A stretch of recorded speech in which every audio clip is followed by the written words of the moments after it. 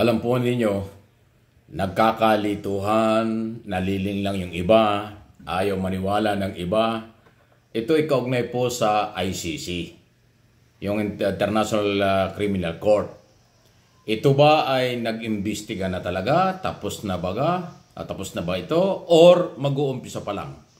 O sabihin nating wala pa talagang galawan? Okay, ito. Bilang background lang po, ang nag-file po ang tumatayo pong complainant ngayon before ICC ay si dating Senador Sonny Trillanes. Ang mga kinasuhan dyan ay si dating Pangulong Duterte, dating PNP Chief Bato de la Rosa at iba pa. Okay.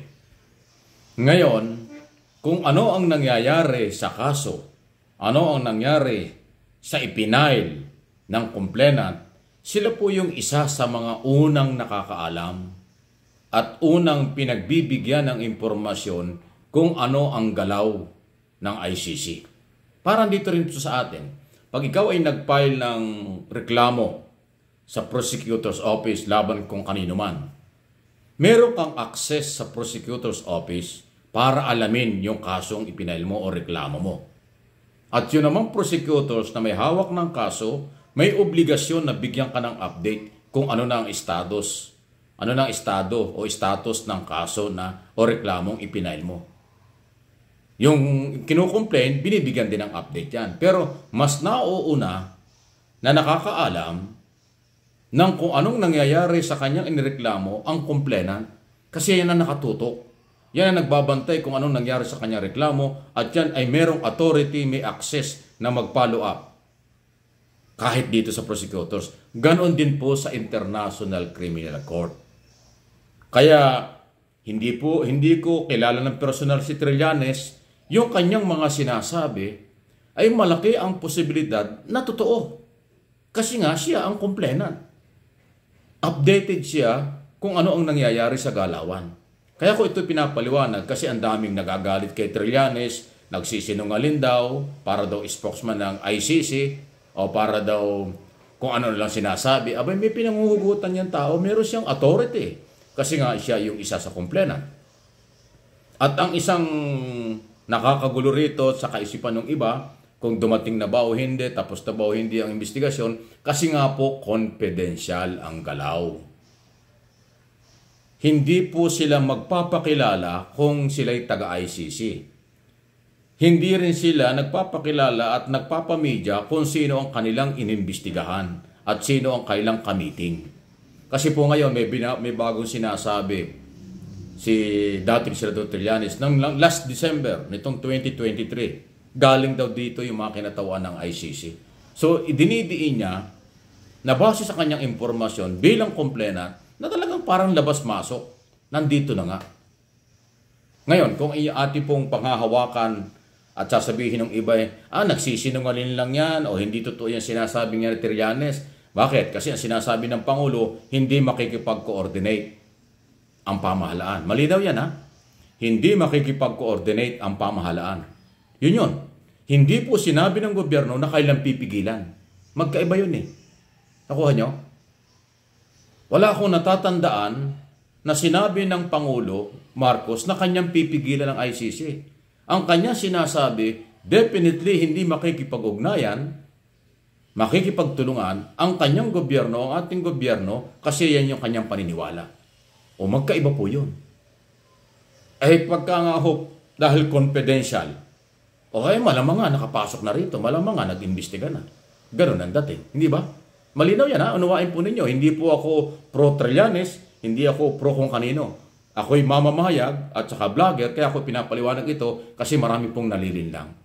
Para meron lang kayong mapag-aralan, maisip, ano nga ba ito? At saka ito yung isa pa. Sa akin pagsusuri, pag-aaral dito sa isyong ito, hindi naman pala obligasyon ng ICC na sila ay makipag-coordinate sa atin kung gusto mag-imbestiga. Yung pala yung kailang authority. Inuulit ko hindi pala naman obligasyon nila at hindi nila kailangan kung sila'y mag-iimbestiga lang para makipag-coordinate sa Pilipinas. Philippine Authority. Ang kailangan lang, ito yan para malinaw para maintindihan nyo. Ang kailangan ng ICC, kung sakaling tapos na sila ng investigasyon, meron silang findings at nag-issue sila ng warrant of arrest, yun ang kailangan. Kailangan nila ng suporta ng Philippine Authority para ma-implement yung warrant of arrest. Kasi po ang ICC, wala naman silang police power, wala naman silang mga taong pupunta rito para mag-aresto. Ang kanilang gagawin, magre-request sila sa Philippine government, Philippine authorities, na i-implement yung kanilang warrant of arrest. Yun, doon palang papasok yung paninindigan ng ating Pangulo na hindi sila makikipag-coordinate.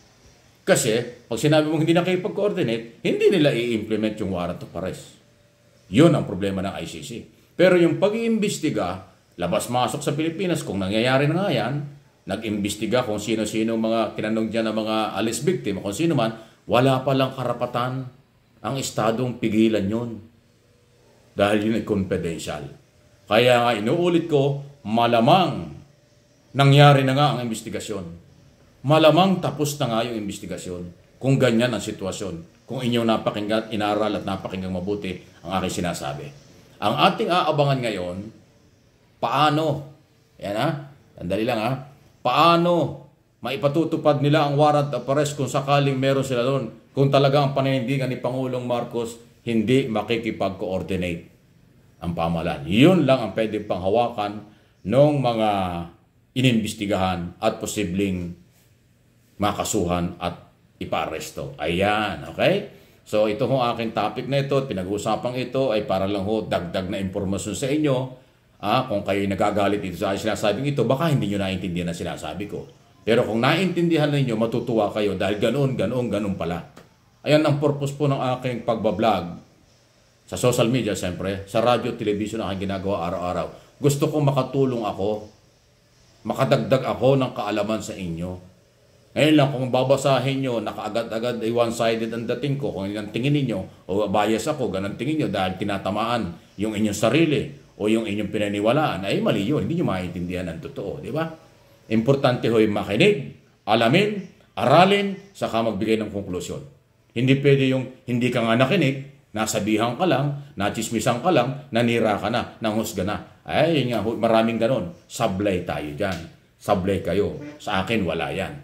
Kaya dapat inaaral, pinakikinggan, na mabuti ang mga nangyari. Kaya, kung inyong naintindihan na sinasabi ko, malamang totoo ang sinasabi ni dating Senador Trillanes dito sa issue ng ICC. Yan ang ating aabangan. Kasi nga, inuulit ko, para malinaw, siya kasi ay complainant. Meron siyang access na kumuha ng update information o direktang information sa mga kinatawan ng ICC kung ano ang nangyari doon sa kanyang kaso, sa kanyang pinile na reklamo laban kay dating Pangulong Duterte, Bato de la Rosa at iba pa. Ayun, sana nakakaintindihan tayo, huwag kayo magagalit. Nakakatanda pagka laging galit.